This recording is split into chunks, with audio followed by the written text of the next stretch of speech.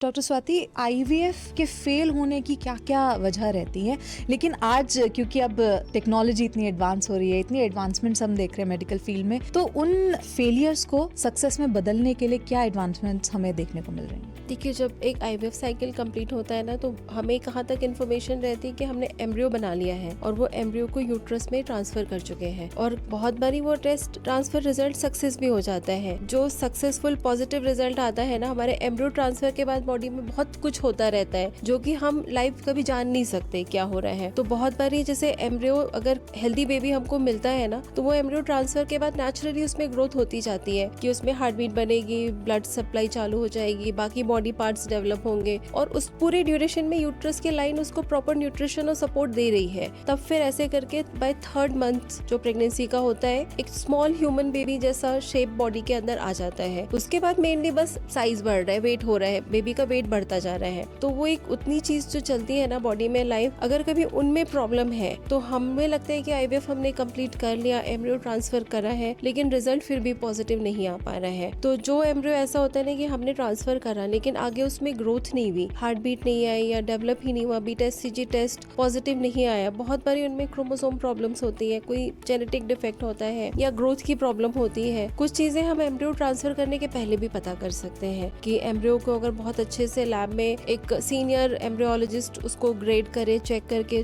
देखे, तो वो अपने एक्सपीरियंस से भी बता पाते हैं कि ये एम्ब्रियो ज्यादा अच्छा है। एआई से भी आजकल एम्ब्रियो की ग्रेडिंग हो जाती है कि ये एम्ब्रियो ज्यादा अच्छा है, इस टाइप के एम्ब्रियो कम इम्प्लांटेशन होते हैं, तो वो हमको एक सिलेक्शन में इजी रहता है कि कौन सा एम्ब्रियो पहले ट्रांसफर करें। और एम्ब्रियो का जेनेटिक टेस्ट भी होता है कि हम ट्रांसफर के पहले ही एम्ब्रियो का थोड़ा सा पार्ट निकाल करके उसको क्रोमोसोम और जेनेटिक टेस्ट करके देख ले कि वो नॉर्मल है कि नहीं। तो जब हम एकदम नॉर्मल लुकिंग एम्ब्रियो और उसकी जेनेटिक टेस्ट रिपोर्ट भी नॉर्मल है उसको ट्रांसफर करते हैं, तो अपना प्रेगनेंसी का चांस बहुत बढ़ जाता है। अगर आईवीएफ फेल होता है ना, तो हम इन चीजों पे फिर ध्यान हमें देना होता है कि एग क्वालिटी, स्पर्म क्वालिटी को इम्प्रूव करें जिससे कि एम्ब्रियो ज्यादा हेल्दी बने। फिर जो आईवीएफ के प्रोसेस के समय भी कुछ चीजें होती हैं कि जो 5 दिन लैब में एम्ब्रियो ग्रोथ हो रही है उस समय उसको ग्रोथ फैक्टर्स ऐसे दें, लैब का एनवायरनमेंट जो भी टेम्परेचर है सब कुछ वैसा मेंटेन करके रखें कि ज्यादा से ज्यादा एम्ब्रियो हमारे हेल्दी बने, और उसके बाद उसको ट्रांसफर करें।